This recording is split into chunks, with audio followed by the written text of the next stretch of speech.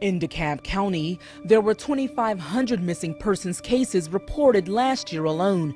DeKalb County's police department cleared 95% of those cases. Each report represents someone's loved one and hours, days, months, and sometimes even years of pain for families in our county. Help DeKalb County find our missing as we search for our sons and daughters.